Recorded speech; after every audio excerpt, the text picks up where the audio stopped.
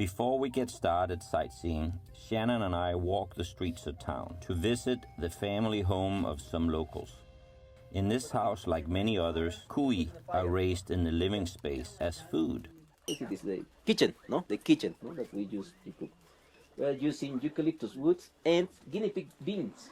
Even their waste is used as fuel for the kitchen, where they will ultimately be cooked themselves. Somehow poetic, I guess. In the corner of the room above the bed, I can't help but notice something. Is that a pair of human skulls? This is your family up here? Ellos son mis ancestros, mi tatarabuelos, son dueños de esta casa.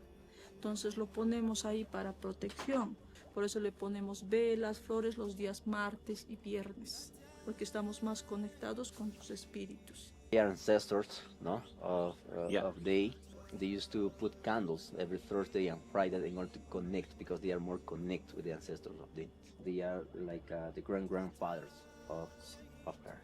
Lo ponemos ahí para protección.